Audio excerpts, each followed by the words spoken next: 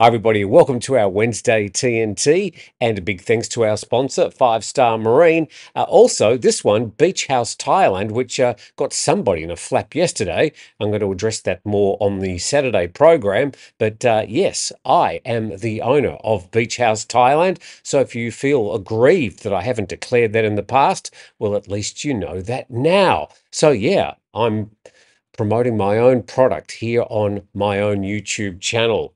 Now let's get to the news. And this is reported in thepatianews.com. Foreigner punches transgender woman unconscious in Patia's Walking Street. Police investigating. A foreign man punched a transgender woman unconscious in the early hours of Monday morning. This according to a security camera in Walking Street. And the incident occurred around 3 a.m. on June the 17th near Soi 14 on Walking Street.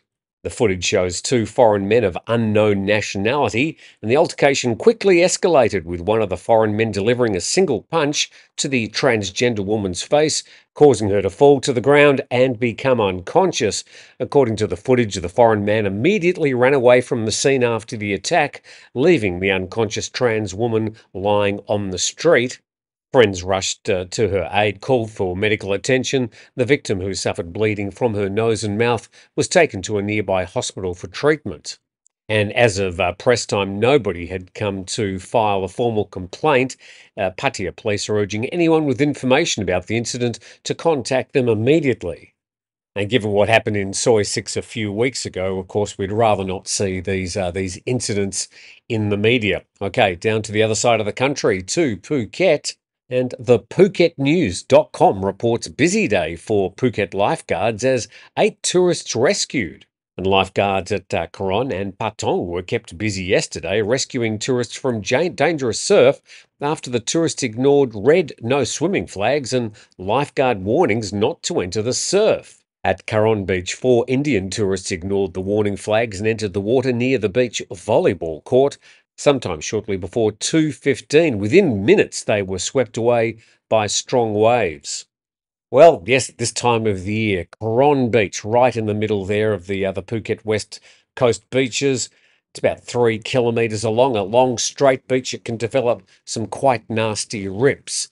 Now, the lifeguards are down there. They're patrolling the beach. They've got the red flags out, but some people keep on wanting to go swimming, and they've been saving up for the whole year. They've arrived in Phuket. It's 30 degrees. They want to go swimming. I get it. But if you do get caught in a rip, it's basically a current that's taking you out away from the shore. You can't panic. You just got to remain calm, swim casually and slowly, 90 degrees away from the current direction, parallel with the beach either way, and then once you're out of the current, just make your way back to shore. The rip itself isn't inherently dangerous. It's not going to sweep you out to sea for kilometres. So once the current sort of slows down, you can then make your way back to the shore. The best thing, of course, is not to go swimming if there are red flags on the beach, like these people did. Lifeguards, jet ski operators quickly responded, rescuing 2 men, 2 women who were brought ashore exhausted but safe. Then, shortly after 2:45 at Patong Beach, a similar situation. Lifeguards and jet ski operators again sprang into action to rescue 4 tourists caught in powerful currents. Among those rescued were at least 1 Russian tourist. And despite repeated warnings and the presence of red flags indicating dangerous conditions, the tourist had entered the water. And that follows this story published in Phuket-Go.com. American man and Thai woman drown at northern Phuket beach. An American man and a Thai woman are the latest to succumb to Phuket's West Coast beach surf this year, drowning after going swimming, bringing to 3 the number of people being dragged out by dangerous currents in recent days. Now, I sort of remember back in 2019, the last full year of tourism before COVID, there were about 50 people who drowned along Phuket's west coast during the monsoon. So it can get rough, and the lifeguards do their best to try and alert people, keep them out of the surf if it does get rough. So just please keep an eye on those red flags and do what the lifeguards tell you. Wednesday's TNT program. Please subscribe to the channel. Now, next week, I'm actually heading off on a bit of a, well, sort of a working holiday. Still going to be doing my program every day as long as I can find some Wi-Fi. I'll make sure I can do what I can to bring you the daily Thai news. Exactly where I'm going, nobody's been able to guess so far. I'll tell you more about that later in the week. But from next Monday, I will be overseas for a week. Now, back in the news, the Deputy Police Chief, well, the former Deputy Police Chief, Surachat Hakpan, and BangkokPost.com reporting Big Joke fires back with petition. Big Joke being his nickname, the media just seem to love printing. Suspended Deputy National Police Chief Surachat Hakpan on Tuesday filed a petition with the House Speaker seeking a probe into the allegedly unusual wealth of a NACC member who's also on the committee investigating a money laundering case against him. The petition, with signatures of 20,000 people, requested a committee consider the removal of the NACC commissioner, whose name was withheld following his alleged involvement in corruption and severe ethical violations. He added this was a new movement for Thailand which showed the power of the people.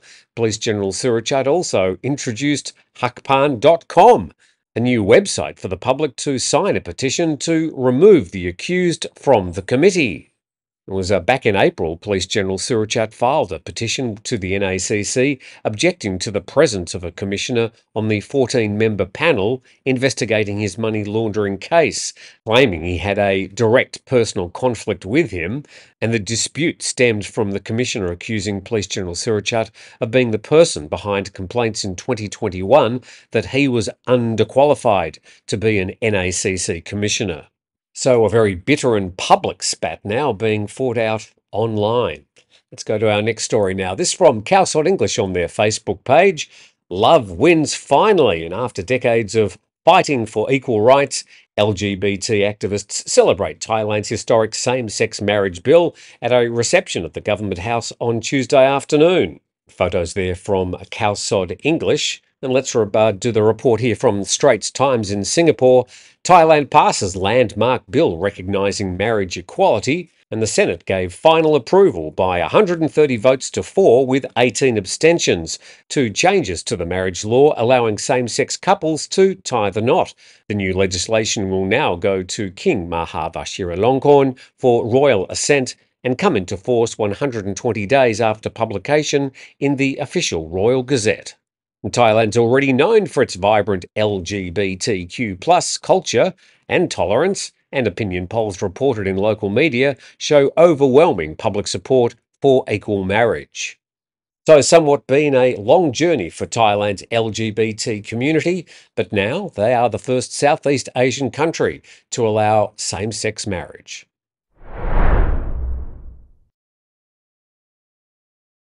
Right, time now for the Big Four. 4 updates on political matters that happened yesterday. We'll go quickly through them, starting with Thai PBS World. Charter Court dismisses challenges to senatorial election procedure.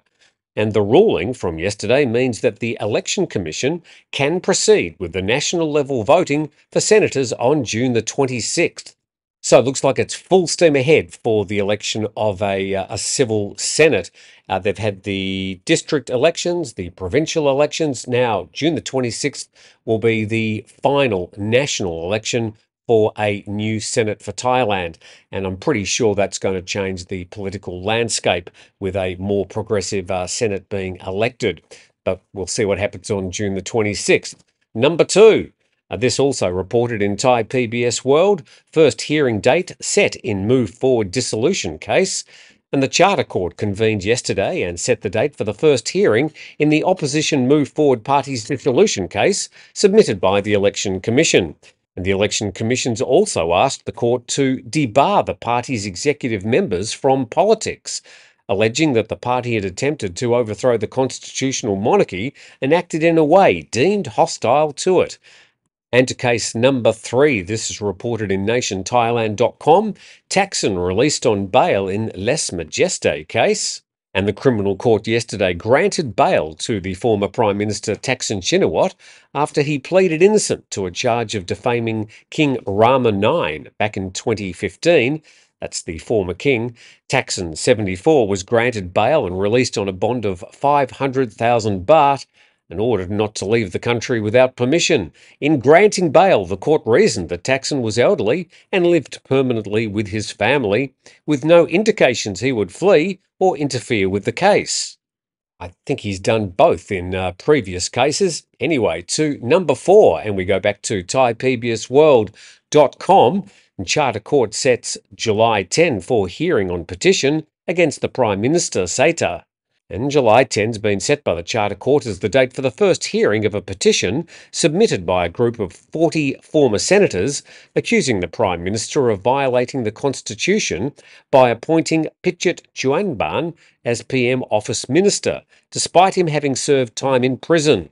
Seta could be stripped of his premiership if the court rules in favour of the petitioners. So, 4 big cases, all of them have potential to reshape Thailand's political landscape one way or the other. So that's the way we see all the main news stories here in Thailand today. Please subscribe to the channel. A big thanks to our 2 sponsors, and we look forward to seeing you tomorrow.